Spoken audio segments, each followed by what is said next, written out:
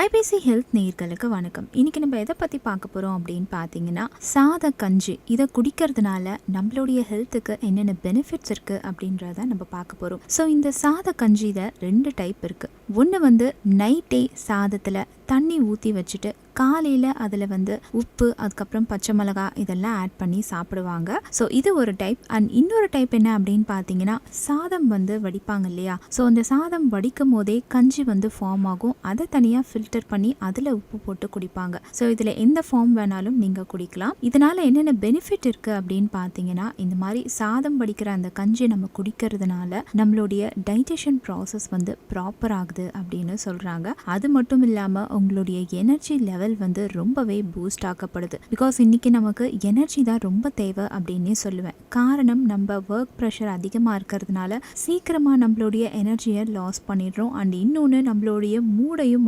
ப்ராப்பராக காமாக மெயின்டைன் பண்ணுறதுக்கு இந்த சாத கஞ்சி ரொம்பவே ஹெல்ப்ஃபுல்லாக இருக்குன்னு சொல்கிறாங்க. இன்னொரு முக்கியமான விஷயம், நம்ம ஹைட்ரேட்டடாக இருக்கிறது ரொம்ப ரொம்ப அவசியம். ஸோ அந்த மாதிரி நம்மளை மெயின்டைன் பண்ணாலே நிறைய வியாதிகள் நமக்கு வர்றதை நம்ம தவிர்த்துக்கலாம். ஸோ இந்த சாத கஞ்சியை நீங்கள் அடிக்கடி சாப்பிட்றதுனால நீங்கள் எப்பவுமே ஹைட்ரேட்டடாக இருக்கீங்க அப்படின்னு சொல்கிறாங்க. அண்ட் இன்னொரு பியூட்டி ஹேக்கும் இதில் இருக்குங்க. சாத கஞ்சி நீங்கள் சாப்பிட்றதுனால உங்களுடைய ஹேர் க்ரோத்தும் ரொம்பவே நல்லா இருக்குன்னு சொல்கிறாங்க. எப்பவுமே ஒரு விஷயம் ஞாபகம் வச்சுக்கோங்க, காலையில் நம்ம என்ன பிரேக்ஃபாஸ்ட் சாப்பிட்றோமோ அதுதான் அன்னைக்கு ஃபுல் டேவை நமக்கு நிர்ணயிக்குது அப்படின்னு சொல்லுவாங்க. அதாவது அன்னைக்கு ஃபுல் டே நீங்கள் ரொம்ப பூஸ்டப்பாக இருக்கணும், ரொம்ப எனர்ஜெட்டிக்காக இருக்கணும்னா அந்த பிரேக்ஃபாஸ்ட் நீங்கள் நல்லபடியாக சாப்பிடணும். ஸோ இந்த மாதிரி சாதம் கஞ்சியை நீங்கள் ஏர்லி மார்னிங் பிரேக்ஃபாஸ்ட்டாக நீங்கள் சாப்பிடும்போதோ இல்லை பிரேக்ஃபாஸ்ட் நீங்கள் வேறு ஏதாவது சாப்பிட்டுட்டு அது கூட இந்த சாத கஞ்சியும் சேர்த்து நீங்கள் குடிக்கும் போது உங்களுடைய அந்த டே ஃபுல்லாகவே நீங்கள் ரொம்ப எனர்ஜெட்டிக்காக இருப்பீங்க அப்படின்னு சொல்கிறாங்க. இன்னொன்று, உங்களுக்கு டிசீனஸும் இருக்காது அப்படின்னு சொல்கிறாங்க.